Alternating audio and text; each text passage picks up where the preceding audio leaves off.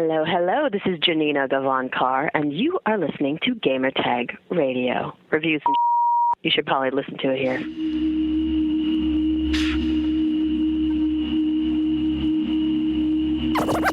Ladies and gentlemen,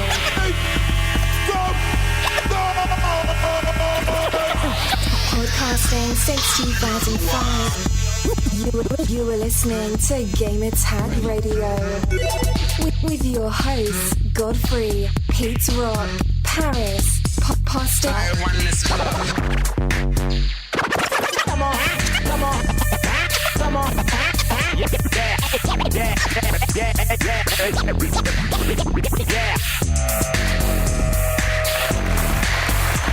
Welcome to Gamertag Radio, episode 471. This is your host, Godfrey. And this week, we have Austin J. What's going on, sir? First. What's up, y'all? Yeah, man, good. I have to put you first, man, because I think the past few times you've been last. So, got to show some love. I appreciate it. I'm doing good. Hope you guys are doing well as well. Awesome, man. And also, Paris. What's going on, Paris? Couple things. You could literally turn the intro to this podcast into a drinking game now because you keep playing this musical chair stuff with, okay, this week it's going to be this person last, this one in the middle, and the front. And secondly... Does it matter? It doesn't matter. It doesn't matter. But secondly, if the people listening to this podcast could hear what you said before we started recording, they would call this the Emerald Podcast. That's all I'm saying. So just continue. Why would... Oh, my God. The dissing that he was doing to PC gaming was atrocious. That's all I'm saying. Yeah. Nah, it wasn't that serious. I think so. Whatever. Yeah, so head over to gamertagradio.com or play.it to listen to our past episode. And also post your feedback. Share it with your friends. Let everybody know. And you also can find us on iTunes, TuneIn Radio, Stitcher, everywhere, man. You know, so make sure to share it with your friends. Also, give us a call, 786-273-7GTR. That's 786-273-7GTR. Or email us, fanmail@gamertagradio.com. This week, we're going to be talking about GDC. Lots of topics about GDC. Also, we have a special interview for this week too. Pawson, you would like to say who was on our show for this week? Oh yeah, very special person, pretty big actress. If you watch things like The L Word or True Blood, or if you're a gamer like me and Far Cry 4, but our good friend Janina, she was kind enough to stop by and give us a little bit of her time and record a nice interview with us. And I got to say, I was pretty impressed by how much geek cred she had. It was literally like a conversation I have with my high school friends every day. Yes. It felt real. It felt natural. It was a good interview. It had good flow. You seemed very charismatic and a great person. I'm a little offended by this introduction. I'm a little offended by this introduction that you're giving her. You left out. I don't watch freaking Shiva. I get the reference. I don't watch it. But I wish I could have been on that interview. But just from everything you guys said, it sounds like it was a lot of fun. It was good. It was a 30-minute interview, so we'll play that later on the show. And also, very quick, guys, once again, Gamertag Radio nominated for the Podcast Awards. I believe that happens like almost every year. So you sound like my family every time I bring this up, Harris. Yeah, I mean, again? Look, I'm happy that our listeners took their time to nominate us and everything. You know, that's pretty cool. They still want to see us to win. Head over there to podcastawards.com and vote daily if you want. We're in the best gaming podcast category, and let's make it happen. I hope this will be our first year. I mean, I say this like almost every year, but let's make it happen. Let's make it happen. I have a good feeling. So, yeah, I've told all the people I need to tell. I mean, spread the word. Yeah, cool. All right, so let's go with the topics. Paris, I know you have a couple things you would like to talk about that happened this week during GDC. For those that don't know, that's the Game Developers Conference. They do this every year around this time, so it's not like an E3. It's more of companies showing their games to the press here and there, but the majority is more of the developers going over there and showing the games to like other companies and stuff. So Paris, go for it, man. Let us know what's going on. Yeah, let's start with Valve. Uncle Gabe descended upon us, and they finally officially unveiled the Source 2 engine. They did it in typical Valve fashion, and they didn't make a big deal about it. It was literally like a bullet point, on a spreadsheet. But they also showcased a bunch of the Steam machines that are coming out. They finally unveiled the final version of the Steam controller, and they also showed off Steam Link, which is a $50 device that you can hook up to your television, and it can stream PC games from your more powerful PC that you might have in your office or something like that. So in a nutshell, this is the big, and we'll get to Steam VR in a minute, but this is kind of the big vision for what Valve is trying to do in the future, how they're trying to get to capture the living room. And I'm mixed on it. I'm mixed on it in that I look at the Steam machines, and to me, they're just completely overpriced. I would never buy one. I never would. But I also can build my own PC. So that's why I have that attitude. So I can understand someone that doesn't have the skill set to build their own PC or don't have the time to do so may want to invest in a Steam machine. And also, these are actually running Steam OS, and so it's still Linux, which they also have shown off. Big lineup of Linux games are coming to Steam, which I'm happy to see. But going back to the point of the Steam machines, I think even on a consumer level, they don't compete with a PlayStation 4 and Xbox One at all, because price-wise, they're nearly double the price. And the ones that are similarly priced to a PlayStation 4 or an Xbox One just can't compete horsepower-wise. It's almost a joke in a way. So I'm a little disappointed to see that. And the Steam controller is interesting because when I look at it, it looks confusing as hell.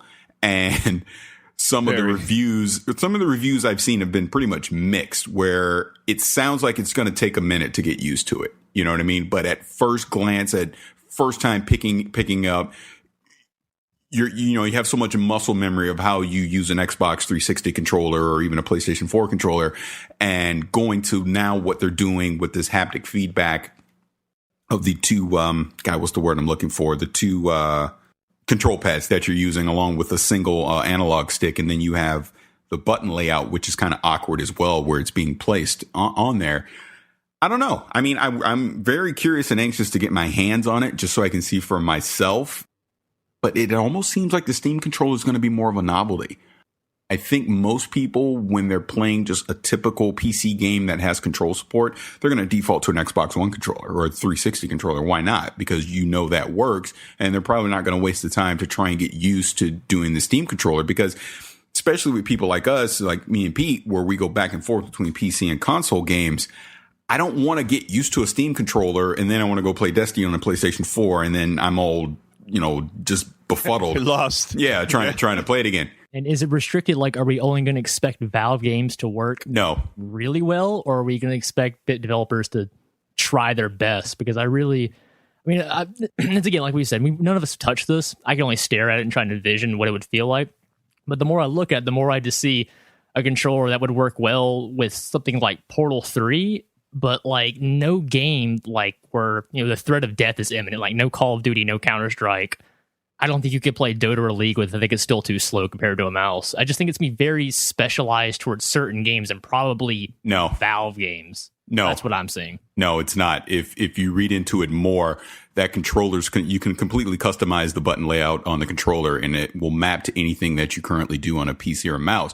And that's the whole thing with those control pads with the haptic feedback. They control very similar to a mouse. It's not that it's going to control slower or anything. If anything, it's going to be more precise than our typical controllers that we use right now. My main thing is the back and forth. I almost feel like if I'm going to invest in a Steam controller, then that's the controller I need to use, and that's how I need to play all my games. But I'm also a console gamer too, so my worry is the back and forth is basically what I'm saying. I think looking at it, and just from the reviews that I've seen, it'll take some time for people to get used to it. It'll take some time for the community and the developers themselves to actually put out these button layouts that people can download and use as standard for certain games. Because that's kind of the one thing that Valve's trying to do, is they're trying to get all of us involved with this controller and how it's going to work. They're not saying there's any one particular button layout that's perfect for anything, but if someone discovers something that works well for them, they can upload it to the community and it's open to anyone to download it and try it out. You know what I mean? So they've already shown off things like you said, Portal working with it. They've shown Civilization working with it. I believe we've even seen Team Fortress 2 working with it. So I can see this working well with a first-person shooter, and I guess even at GDC they've been doing Unreal Tournament with it as well. So it's just going to be one of those things. I don't think we can properly judge it from afar. We have to have our hands on it. So yeah, and more importantly, we need time with it. I imagine there's some learning curve for this. Yeah, we're not going to pick up right away if it's 5 minutes of the demo. Yeah, a Valve employee GDC actually mentioned. I read in an article I read. He said give it 2 hours to get used to it, which is a lot, in the current gaming state, because most people don't have the attention span to sit there and fumble. That's a hardcore gamer hours. Time limit. No normal person would struggle for 2 hours. That's a thick controller, man. Well, I have giant mutant hands, so I actually prefer the dual controller. So it would actually be a welcome addition for me. But one thing that does concern me is the actual button layout. The typical X, Y, A buttons that are like on the Xbox One. They look tiny on that thing. And I saw a picture where someone would basically had them covered with 2 fingers. So that concerns me. But again, we'll see. I mean, I know we're spending way too much time talking about this dumb controller, but like you said, Danny. Thank you. Thank you, Paris. Yeah, it'll be E3. I'm assuming we'll be able to get hands on with it. All right, cool. So the next one is what? VR? Yeah, let's talk VR. I'll say this right up front. I think Sony's going to win. Can I say something about this? Of course, it's Sony. So it's gonna be no, I'm kidding. not because it's Sony. No, it's just.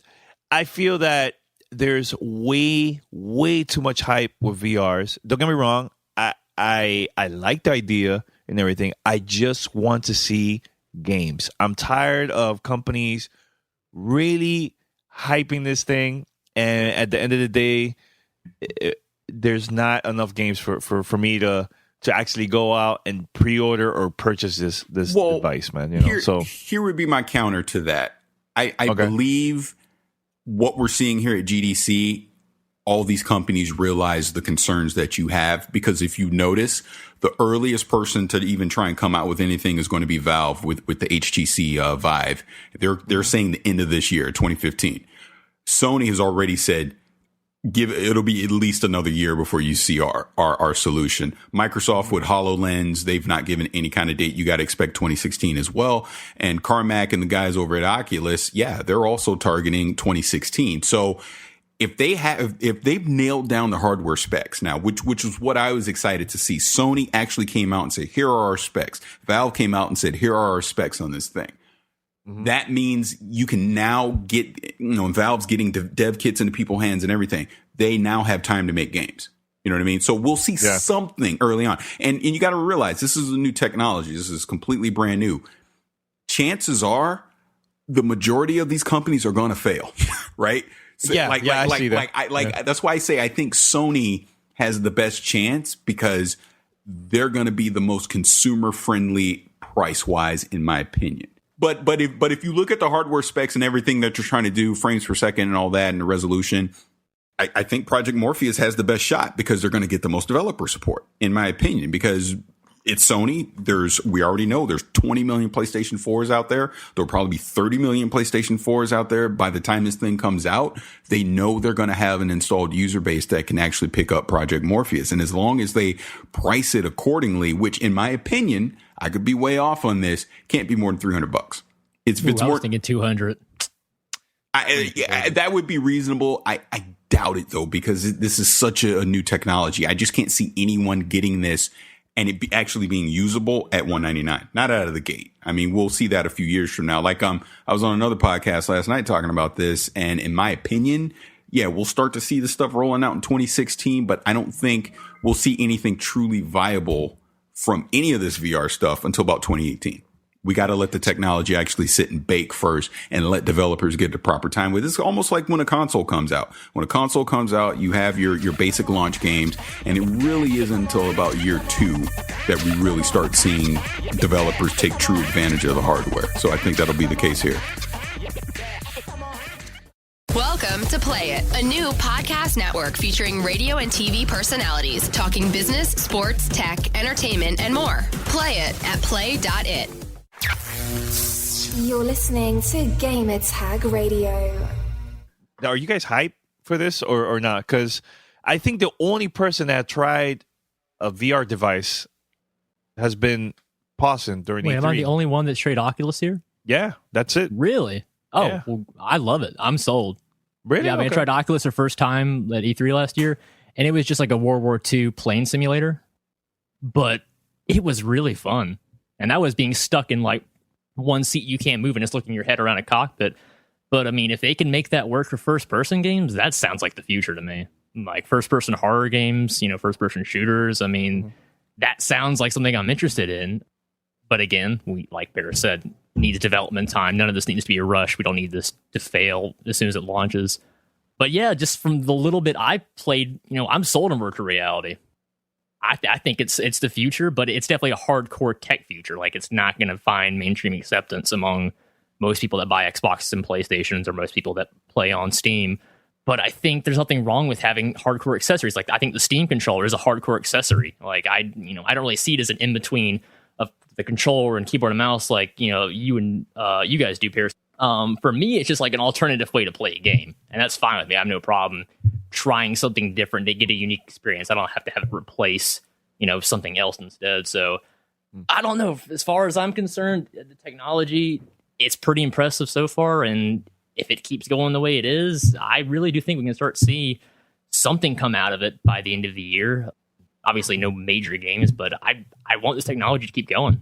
It's fascinating to follow, and it's really fun to try out, too. I think that once I try it out, I might decide like if I will buy it or not. But just right now, I don't know. I just see hype. For me, in my opinion, might change my mind later. So yeah, here's how I look at it, because I basically have been thinking like you, Danny, the whole time, because I haven't tried it yet. In that I'm just very skeptical of this working. I kind of felt like, oh, this is a gimmick. But the fact that we're seeing so many of these companies get behind it in the big way is starting to make me realize that, yeah, maybe not here in the next couple years this is going to be a viable thing. But I like it when my son was sitting there watching it with me the other day, and I was just looking at him thinking, wow, 10 years from now, he's going to be using this and it's just going to be commonplace. It will be a common thing that we use eventually. Chances are three of the four, or however many he's doing it right now, are going to fail. You know what I mean? Like, I look at what Valve's doing. I think tech-wise, it's the most intriguing because they've actually already figured out the motion sickness,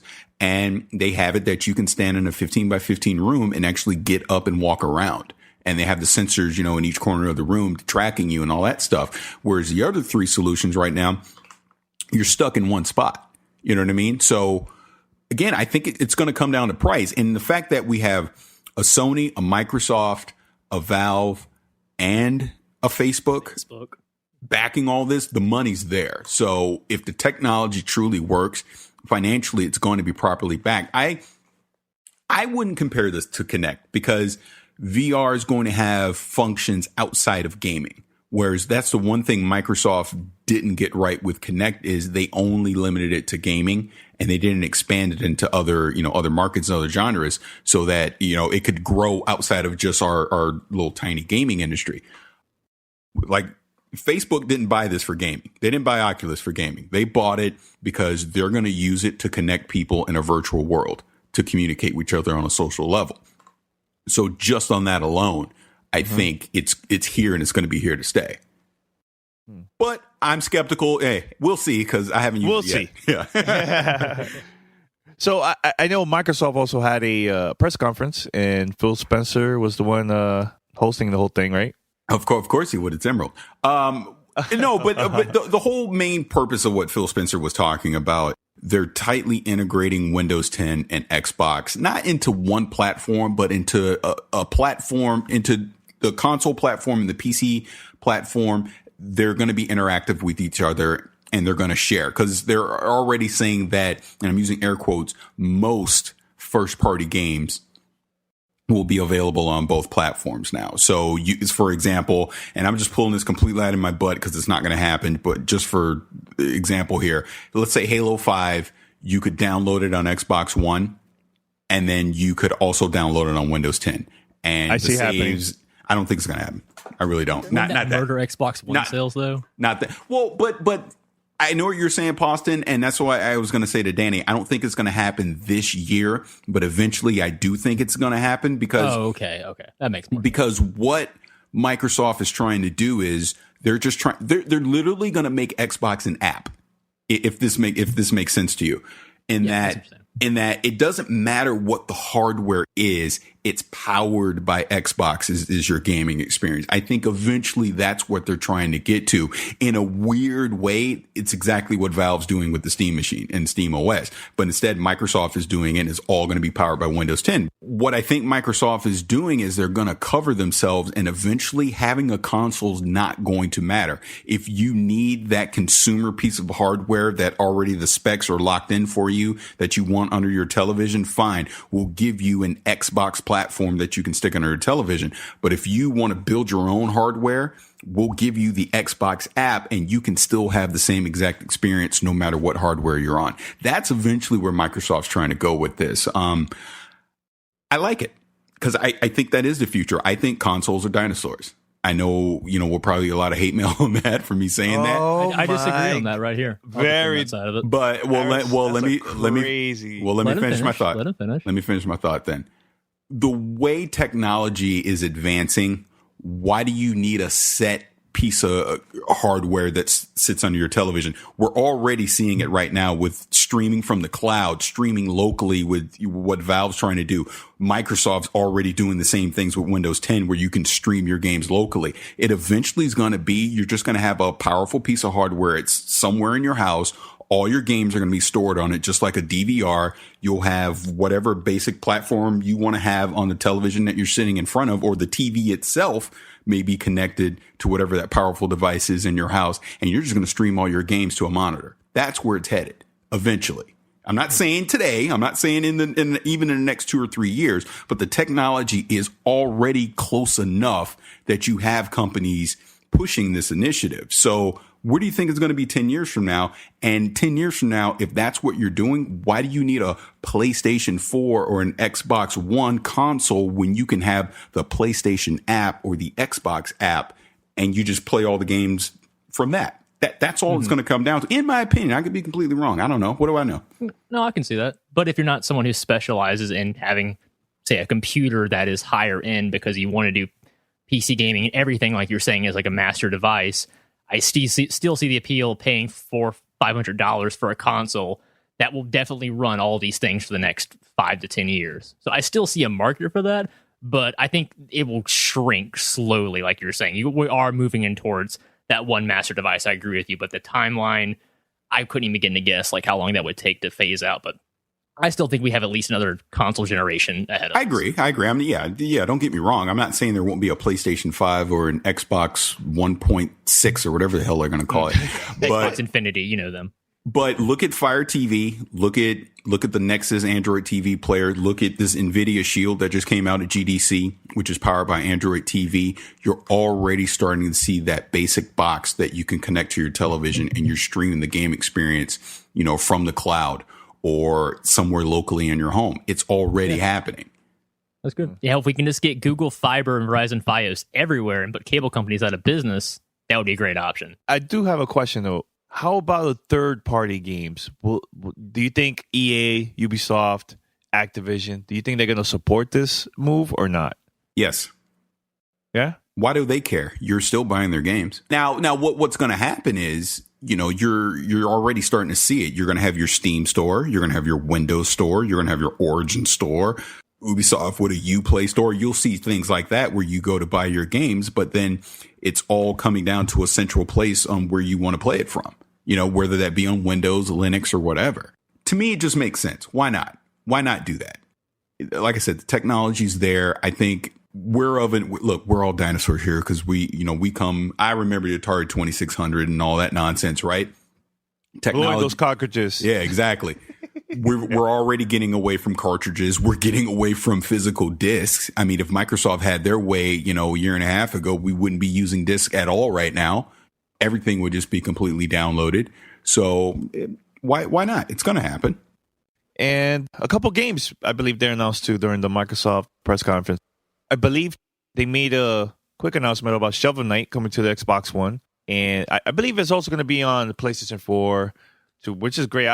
That game is so much fun. I have it on my Nintendo Wii U device and 3DS. So but here's the thing that, once again, I think that Paris is going to rock his brand new Hurricane gear during E3, because when they announced the Shovel Knight announcement during the press conference, they also talked about Battletoads. They're gonna have they have like an update, right? An updated version of the game that's gonna have Battletoads in it and Shovel Knight, the characters. So once again, they're dropping hints every single time. And then during E3, they're going to make the announcement and it's going to come out. And then Paris is going to say, Godfrey, you were right. You were right all along. So I'm not Paris? contributing to this conversation. You can continue. Why not? Why not, Paris? Say something. I have no comment. Let's go to the next topic. So, Gigantic is also coming out for Xbox One and Windows 10, and that's gonna, believe it's gonna also support the cross-platform play as well. So again, another example of this initiative of Microsoft pushing towards going to just everything being a one universal platform. But all jokes aside, going back to Battletoads, I was joking with you guys before we started recording that I was listening to another podcast and they were talking about all this kind of stuff, and I gotta admit, I think I'm gonna just pack a hurricane hat just in case, because man, the evidence. I'm not dumb. The evidence obviously is leading up to there being some type of Battletoads game at E3. So at this point, I won't be surprised at all. But I think the bigger question is going to be with that: will it be a full blown retail game, or is this going to be something on a smaller scale, like just a digital download game? That's what I'll be curious to see. The way how they've been, dropping hints here and there, I think it's a retail game. I personally thought it was going to be just a strictly digital game, but when you say retail, do you mean $60?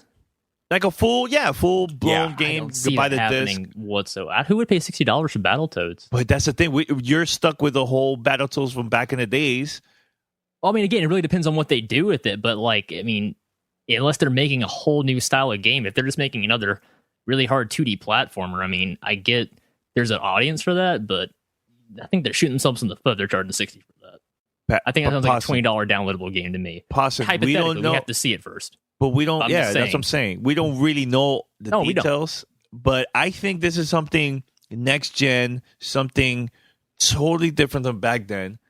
And I don't know, it's going to hype a lot of people up once they announce it, I think. So we'll see. And I can't wait to see Paris and Hurricane's gear. It's going to be great. This is Gamertag Radio. Voicemail 786-2737-GTR. Paris, thanks for giving us all the details. But GDC, it was good. Very, very good. So I think we got to now play the interview with Janina Gavankar. That was a great, great time that we had there with, recording that interview and stuff. So here's the crazy part of all this. So we were like getting everything ready. We were trying to record, and I was telling Pasta, hey, Pasta, look, you played Far Cry. I want you to do a great introduction and everything. So he's there. He was having issues, I believe, to recording, right, Pasta? I was having trouble getting the memory card to start up and read. Yeah. It was a pain. Yeah, so then out of nowhere, Janina was like, hey, I would like to do an intro. I'm like, okay. And she starts saying the whole intro of GTR out of nowhere. She's surprised with that. So we're going to play right now, and then from there, the whole interview. So we'll be right back after this. Welcome to Play It, a new podcast network featuring radio and TV personalities talking business, sports, tech, entertainment, and more. Play it at play.it. Voicemail 786-2737-GTR. I'll do the intro for you. Lady in podcasting since 2005 with over 3 million downloads. You are listening to Gamertag Radio. That was amazing. Wow. Look at that. She was right? listening to our intro. Yeah, that's it. You got it good. An intro. Yeah, nice. Thanks. So, Janina, I know I heard you're a very huge gamer. I've been hearing about that, man. So, tell us, what was like your first game that actually got you into gaming? Growing up, I wasn't allowed to play them. I had a really strict upbringing. My neighbor had, a Nintendo. And I think we called it the Tendo. I don't know. And I would like sneak over there whenever I could to play it. But it was pretty whack. And like, it was just like Duck Hunt and Teenage Mutant Ninja Turtles. And, I really got into gaming around that time too. So, but I wasn't really allowed to go do it. So I would say that my tipping point was BioShock. Good choice. Why BioShock? BioShock, because my ex-boyfriend, who's awesome, he's great, he is chief nerd in charge at DeviantArt, and so he's obviously a gamer. And we would play these video games, at least he would play these video games, but we'd get to those hacking parts, and I would basically talk him into giving me the controller and let me do those parts, and then, it sort of escalated from there. At some point I would be like, so I don't have an audition today. You're going to let me keep going, right? That kind of thing happened. And then a very good friend of mine, who's also a technologist, Ian Lyman, noted my interest and handed me the orange box.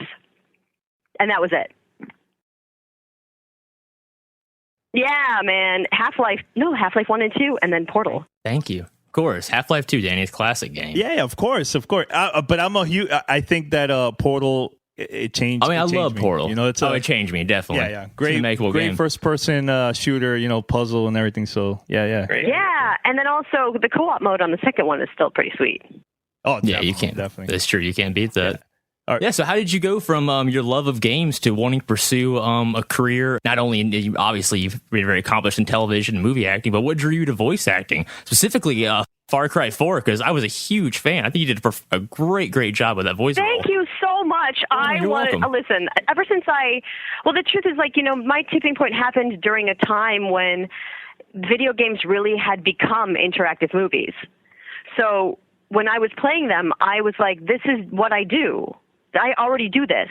I just want to do it in something that I would actually play. That's the dream, right? Yeah, I feel like I've been trying to get into motion capture and voice acting in games forever. It's just finally happened.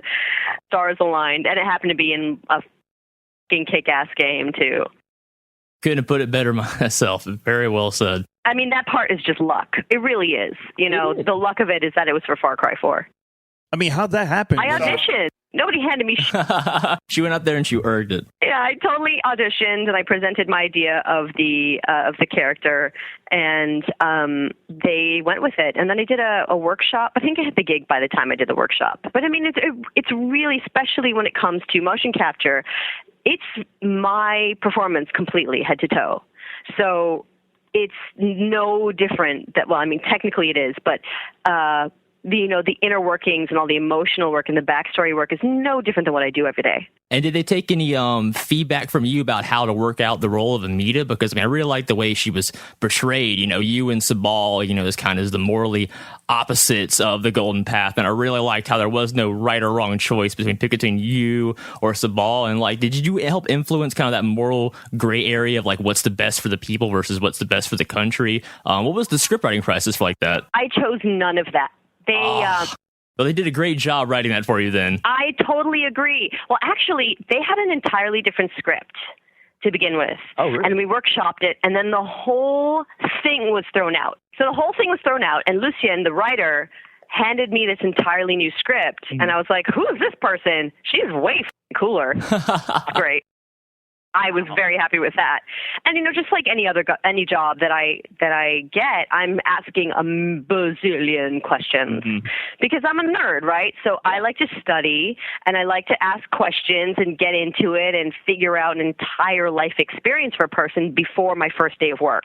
So I got to do that with this, and they were very, very kind and answered all the questions that I had. Again, it is luck that she got to be such a badass, because I wasn't interested in playing anybody who is a princess who's just going to be saved or any of that bullshit this diminutive female character conversation is big right now, and that makes me really, really happy. So, they called me, and I wasn't going to play that, so they got an even stronger version of the character that they already wanted to be strong, Well, shout out to them. I was really lucky. Thank you so much. I'm so glad you guys liked her. Even though she's still kind of, her priorities are not exactly good. It's so weird. It was really, that's another thing that I loved about it, is that nobody's great. Sometimes when the game launched, I would read these comments. I'd go to YouTube and read the user comments everybody's terrible. There is no right. No, there is no right choice. Everybody's horrible. I just love that because, everybody's the hero of their own story, of course. But no matter what you choose, it's just such a messed up situation in Kirat that there's no right choice. Did you guys play the Easter egg short ending? Oh, no, I heard about that, but I think I missed that entirely. I was too serious. It was the first thing I did, yeah. Oh. I fucked it up the first time, so I had to restart the whole entire game and then not touch the controller. That's the thing, is don't move if you want to trigger it. You have to wait 15 minutes and listen to somebody get tortured. It's horrible. And then Troy just walks back in, and then, Short game. Well, I got to say, I really appreciate, what they did with the characters in that game. And, the fact that, like you said, everyone's kind of a hero in their own mind. I liked how everyone was displayed as, they were trying to do what they thought was the best for Kirat. And again, just exceptional job to you and all your other fellow actors you worked with, but y'all did a great job. Also, the whole, the radio stuff was fantastic. Yeah, man. I first thought it would get old, but he was great. Kept it rolling. He's a buddy of mine. Oh, yeah? Buddy of mine. His name's Hassan Minaj. He's a stand-up comedian. He's awesome. He just joined The Daily Show. He's great. He's so talented and hilarious. And, it was just pretty great to be, riding around in whatever vehicle was available and listen to him over the loudspeaker talking mad shit about my character. It's kind of great. It's kind of great. A whole bunch of my homies are in this thing. Yeah. Man, so how many people did you know before going into this? And did you make any new friends from some of the people you met on set? I did, yeah. Well, it's a bunch of Indians, so so that helped in the, there was a chance that I was going to know most of the people involved because and not to stereotype us, but we all do know each other. No, that's good. I'm glad that the blood runs. We're all just really supportive of each other's the truth, and we love each other, and we're fans of each other. So, when a project like this comes along where they need a bunch of people who have an actually authentic accent in their bag of tricks, then they're calling us, and we all know each other. So yeah, I knew a bunch of people. I did make some friends. One who, as a fangirl, makes me so happy. I'm a massive fan of Troy Baker. I think everyone's a fan of Troy Baker. Yes, but as a snob, I can tell you he is one hell of an actor. He's an actor's actor. I'm constantly trying to get him on whatever project I'm working on because, he's also the hardest working man in the world. Oh, no question. Yeah. He seems to have no free time. He's such a good actor through and through, and he cares so deeply. And I'm such a fan of his. And so getting to become homies with him, and he's a good guy, too, in real life. Everybody just has the nicest, shiniest things to say about Troy Baker, so that's nice. Who else? What other things? I would say that, another thing that's been really pretty... it's quite a dream for me. I've become really good friends with a lot of the people who work at Ubisoft. Ah, okay. Yeah, they're good people. We know a couple of people over there. Yeah, man. Dean Evans is my homie. He's become my real homie. And they're the two girls who run the community development section for Far Cry, Kim Belair and Ari. They are the Those girls, they're also writing partners. They made this book called, that's sitting in my dressing room. It's called Pure Steel. It's a graphic novel. They're fucking cool. Oh God, am I swearing out so much? Do you guys have to bleep everything I'm saying? Don't worry. It's all right. I like your enthusiasm. It makes me more passionate as a fan, yeah. This is how I would talk to my friends. Yeah, that's fine. That's fine. Don't worry about it. I'll edit it. Don't worry about it. Sorry, I'll try to redact all the F-bombs. I'm sorry. I'm working on it's a family show right now, and I'm not used to holding back all of my thoughts. You need to vent a little bit here and there. That's all right.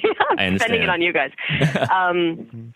Yeah, and, Alex Hutchinson, who's the director, and Lucien, who wrote it. I mean, these are very, very committed and talented people who care deeply. So I walked away with an unexpected amount of friends, and I'm just, I don't know, I feel pretty lucky, guys. I mean, let alone the fact that, it's a fucking good game. I said I was not going to swear, but anyway, I tried to 100% it, and I actually, okay, I'm going to tell you guys are the first people to know this. All right, so I got the game before everybody else, and I was like, I'm going to be the first person to 100% this thing before anyone else. But then I had to work. I don't know where I was going. I was traveling, so I tried to bring my Xbox with me to finish it. But I was also working, and when you work on set, it's like a 12 to 14 hour day. Yeah, so it was like a joke. I was like, I'm never gonna make it, guys. I'm not gonna be the first. It's not gonna happen, and it didn't work because Europe doesn't give a shit about street dates. It's true. That's true. Yeah. So I was very far from the first person 100% it, but I did. That's all right. You had the drive though, the enthusiasm. Thank you for A for effort. A for effort. That's all you can take, right? You got it. How was the whole experience though? Because I think working on the game is very, very different than acting for a TV show and movies and stuff. Because you have to wear this whole suit and it's kind of weird, right? I would say it's some weird hybrid between television and theater. In that you have to do one perfect take, right? Mm-hmm. You have to be completely ready when you show up to do it perfectly. There's no cutting into it. There's no, we'll get it in post. There's none of that. So in that way, it's much more like theater. But I would say when you actually step on the volume, that's what we call the stage, you still have the ability to make your performance small in moments, especially if you if it's a first-person shooter, right? You can walk up to the player and look in his or her eyes and have an intimate moment and know that it will read because you got dots all over your face that it can translate for you. So that is something that's similar to what I get to do on screen. So it's kind of like you flip between what would be a larger movement for the theater stage and a smaller, more thought-driven, or just keep it to the thought up close. It's a really weird hybrid. The hours are kind of great, too, though, by the way. It's like 9 to 5. Oh. I got to set today at 6, and I'm going to be here till 7. That's a very long hours, yeah. Yeah, so it's but then you also blow through a lot of material in the day. So memorization-wise, those muscles in my brain don't exist because I'm used to being like, okay, let's do a rehearsal. Let's try it out. All right, let's do this. I didn't like that. All right, let's do the second half. Okay, we're going to cover it. It's fine if it's different. None of that exists in that world. So it's like a whole bunch of, it's a mix of a whole bunch of experiences that I've had before, but I'm completely addicted, and all I want to do is just be the female Troy and Nolan, That is a good dream to have. That's a good goal, right? Go for it. I mean, do you see yourself doing this again? Hell yes. If anybody has a game and they need a voice, call me. ASAP. Yeah, I'll tell you why. The sort of deeper side of this is that, I moved to LA from Chicago and I fancied myself a dramatic theater actor, right?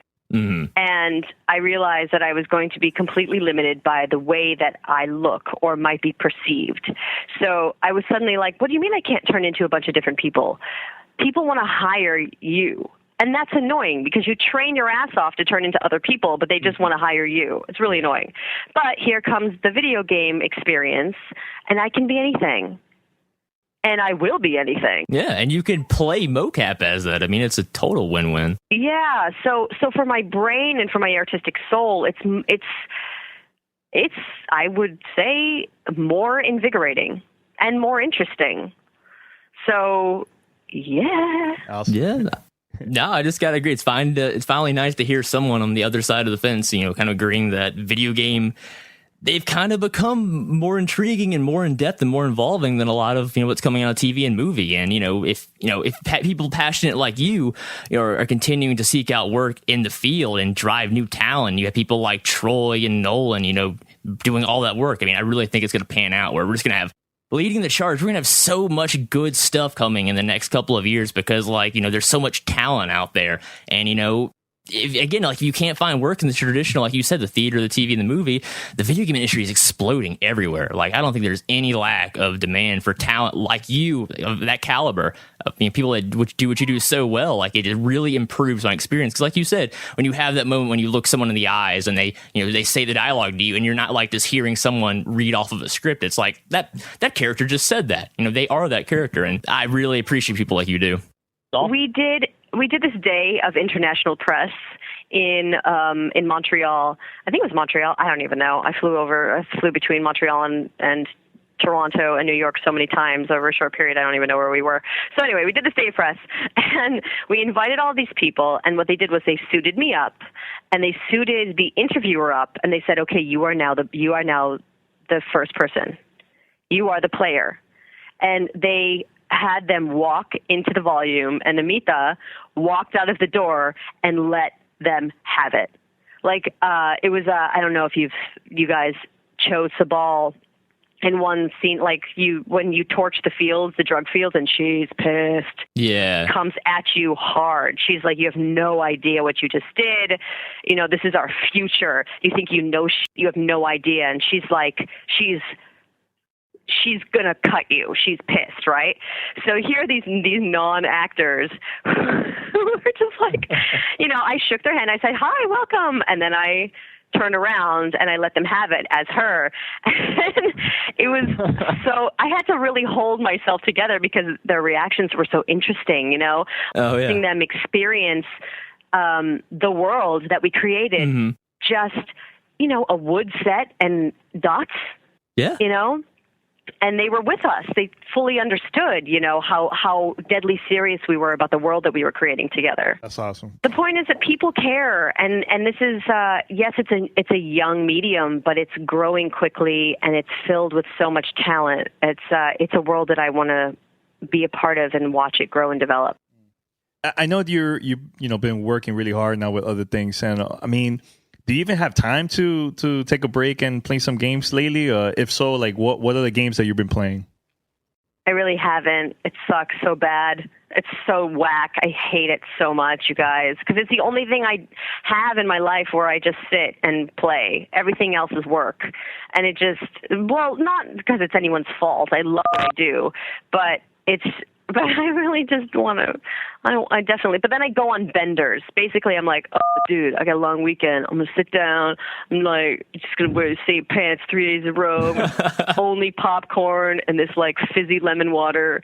And then I'm going to play this game from start to finish, the whole campaign, lock and load. Like that's my happy space. That is an awesome happy space. Yeah, I don't even know what to play next. What should I, well, I mean, I saw Zelda is happening. What's Zelda's looking good. I mean, we only seen like little things here and there, like, little gameplays, but they're actually going to show everything on during E3 this year in LA. You should go. Yeah, by the way. You should go over there. Go to all of them. I always go to them. Well, you got to hit us up next time when you go over there. For sure, I totally will. Okay. I will. I'm just like, come on. I need some pose. I haven't like found all the pose in I don't know how many years now. 10 years. Come on. I need some pose to find. 8 years? I don't know, whatever. Yeah, come on. All right, good. Go find her all day. All day, every day. Patrick, what other games do you think she should try out this year? Yeah, tell me. Yeah. Oh, man. Do you like zombies? Are you a Walking Dead person? Oh, yeah, I love The Walking Dead. Oh, yeah. Should I be playing those? Yeah, well, if you haven't played the Telltale, like, Walking Dead game, Season 1, Season 2, go for it. So good. You'll love it. Also, if you want something that's, like, more, like, relaxing kind of fun, well, I call it relaxing, but Dying Light It's kind of like the old. I just heard about that. Yeah, I've been playing. I put like 70 hours into it in a month. It's kind of sad, really, but it's so. You and an island full of it's Commitment. Yeah, it is. You commitment. You gotta like the things you like. Yeah. But no, I think if you like zombies, the Walking Dead games or Dying Light, both really fun in their own ways, and I mean you can't go wrong with it. Because again, if you're like me, you're addicted to watching Sunday night television. You gotta find out what's happening in Walking Dead. So definitely those two. They're really fun. I started playing the Alien game. Oh, the new one. Oh, that game is so scary. Isolation. Yeah, I just need more plot. I need more plot. I just need less scary things. I don't know. I like the story, but it bugs me that I just can't pick up a pulse rifle and just shoot them, because I guess I'm more of an Aliens kid than an Alien person. So that's just me, but you'll enjoy it. Just stick with it. It gets good. What's up with Portal 3? Come on. It's happening. I hope so. We need it. Hopefully Valve should hopefully announce it. They need to. We all need it. I heard somebody, I'm always have my ear to the ground, right? Mm-hmm. I'm like constantly spying and trying to connect stories I hear from places. Like I heard this friend of my other friend who left the company that they were at and then went to Valve and then went radio silent. I was like, it's Portal 3. It's Portal 3. It's not Half-Life 3, so it's got to be Portal 3. I just want to say thanks. It was a lot of fun, sitting down and doing this interview and everything. But yeah. I mean, next time, if you definitely go to E3, definitely got to meet up or whatever real quick and say what's up, and maybe take you to a couple booths that we're going to be at, You can check out these games, especially Zelda. I know you want to check that out. This is the thing that, I definitely, I'm totally life hacked in this regard, where I'm like, I'm just going to tell my publicist that I'm going to E3, and then they'll tell people, and then I can skip lines. I know, right? That's beautiful right there. Awesome. I know, it's a good thing. It's like the only time I've ever really flexed any kind of like whack, fake, faux muscle is like, so games, E3, PAX. Well, good luck with everything, and mention your website. I know you have a lot of things going on, and for people to check out like information about you, Twitter, everything. Go for it. Were either of you guys in marching band in high school? No. Boo. Okay, because I have a huge project I'm doing right now with a drum corps. But if you don't know what that is, then it's not going to work for you. But I appreciate their music, but just I couldn't play it, sadly. You can promote that. That's cool. Go for it. If you want to, go on then. I just shot my next music video this past weekend, and I had a drum corps with me, and it was insane, and there's like a whole drumline breakdown, and it was just nice to get back into a drum line and feel one with the 6 people around me. It was pretty freaking fantastic. We had 50 people in this drum corps, and we're doing a song that will be released very soon that nobody's heard yet, and it's going to be a big, big, big, big deal. And for me, the biggest thing is that, at least in America, arts and education is being defunded. All the funding's gone, and this next generation is just going to be screwed if they don't have the arts as a means to communicate what they're going through. And it scares the shit out of me, because all these arts education things turn people into whoever they're going to be. There's just a better version of who they're going to be. So this is just sort of like a celebration of that. And it's coming out probably like the 18th. And it's going to be pretty sweet. Yeah. So check my social networks out, because I'm going to post a bunch of stuff. That sounds exciting. I'm definitely going to be checking out. It's so epic. You don't even understand. It's so epic. Who directed that video? I did. Skills everywhere, huh? Yeah, well, yeah. That's good. That's good, though. Now, I'm definitely going to be sharing that video once it comes out and everything. So, dude, it's going to be so sick. It's going to be amazing. Oh, for sure. Awesome. Well, can't wait to see it. Okay, right. I have to go. Okay. So nice to meet you guys. Have an awesome day. You too, okay? Bye. Hey, you too. So nice to meet you. Welcome to Play It, a new podcast network featuring radio and TV personalities talking business, sports, tech, entertainment, and more. Play it at play.it. This is Gamertag Radio. Voicemail 786-2737-GTR. All right, so we're back here, and shout out to Janina and everybody out there, her whole team, man. So hopefully we'll see her during the E3, right? We'll see. She sounds like the fun person to party with. Yeah, definitely, man. So, Pasta, we're going to play the audio review. Dragon Ball, right? That's for this week? Dragon Ball Xenoverse for every console. Okay, let's play now. Hey, what's up, y'all? Paulston J here, back with another review for you for this week. This time we're discussing Dragon Ball Xenoverse for the PlayStation 3, PlayStation 4, Xbox 360, Xbox One, and PC. Now, if you're anything like me, you're probably a pretty big Dragon Ball fan, and you've also probably played more than your fair share of Dragon Ball games throughout the years. But luckily, Xenoverse is here to kind of mix up that stale old formula. Xenoverse is the first game in the Dragon Ball series that lets you make your own warrior. So from the start of the game, you can pick from 5 playable races: Human, Saiyan, Namekian, like Piccolo, Majin, like Majin Buu, or Frieza's race. You can pick male or female, and they each have their own starting stats and abilities that make them unique to each other. And the character customization is actually pretty well done, too. You can change a myriad of factors and have a whole color palette to customize your character. And it really does make you feel like you are a part of the Dragon Ball universe. Now, the game puts you into a place called Toki Toki City, which is your hub world, more or less. You can pick up quests there. You can buy items from shops. You can talk to the locals. You can actually recruit either AI or online fighters into your group. You can register a team of 3, and you can take on some of the side missions, or you can do online fights as well. But the main story is you taking on the role of protecting the original Dragon Ball timeline. You're sent in to fight all the iconic fights and, kind of save the Dragon Ball universe, save the Dragon Ball heroes. You can also do side quests called Parallel Quest, which allow you to level yourself up out of the main story if you're having difficulty. And you can go back and redo them as much as you want to get a better score, and they all drop unique items and skills and abilities that you can collect. And there's over 50 of these, and they unlock as you go throughout the main story, and they're a nice little addition because you can essentially, you can play alternate stories, alternate timelines, or you can play with the villains and help beat the heroes. It's a cool addition. The other main addition to Xenoverse is the mentor system, which allows you to train under one of 12 iconic Dragon Ball Z heroes or villains. And these unlock as the story goes on. These are people like Goku, Piccolo, Vegeta, Krillin, people like that. And it's a neat system because, you take them as your master, and you can learn up to 4 unique abilities that only they learn that you can use on your character. And anytime you can switch or master one, switch to the other. So if you're patient enough, you can learn all the abilities from all the fighters and have a huge plethora of moves to pull from.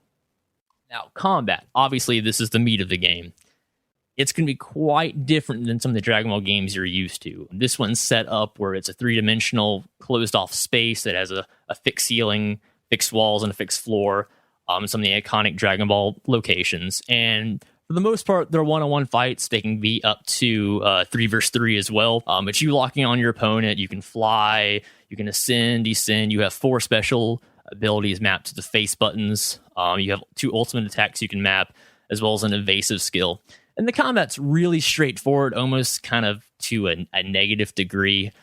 You can kind of tell this isn't so much a fighting game and more of an RPG, because you are going to find certain strategies that work better than others, and you're going to abuse them. And the game is very difficult as well, and the AI is definitely what you would consider cheap, so you're going to have to take there's quite a bit of a learning curve to overcome to this game to figure out the best strategies to beat certain enemies. But for the most part, it stays relatively fresh. It may get pretty repetitive over the long run, but it's still a fun game, especially if you're a Dragon Ball fan. Now, the negatives. There's a couple of these that really bother me. As I said, the repetition of the combat, it can wear on you once you play it for, the 30th, 40th hour, because, again, you're going to find this, the abilities that you think work best, and you're going to stick to them, and you're really not going to deviate very much. So the combat's going to be pretty much the same every time. You're just going to have to kind of react to the enemy you're fighting.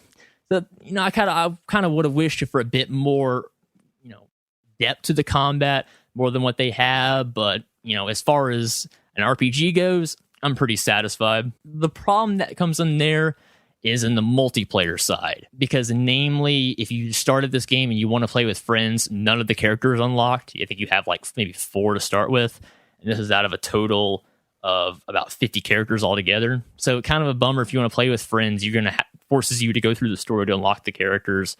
But once you do, again, you have 50 characters to play as, and they're all pretty unique and interesting, and it's all the people you would expect. And it's pretty exciting. It goes from the beginning of Dragon Ball Z and even has some GT characters like Super Saiyan 4s. Pretty fun stuff. The other thing I gotta knock this game is the randomness of the loot. Destiny players, what I'm talking about here. but it's almost a bit too chaotic and random with what drops in this game, because some of the quest and some of the mentor quests are dependent on getting that item and that chance of getting it. So you can find yourself replaying segments of the game and missions over and over again, just grinding, waiting for that drop. Some players will get it right away. Some players will get it on the 50th time. So that's a bit frustrating, and I feel like it's a bit more random than it should be. I feel it should be based off of the skill that you perform in combat and not, a random aspect. So hopefully they can maybe patch a little bit of that out in the future. The other issue, this is more of like a Dragon Ball geek concern, but the destructibility of the environments. If you ever watch Dragon Ball, when a fight gets really serious, they start punching each other through mountains and stuff. So you kind of expect for a next-gen Xbox game you could do that kind of stuff.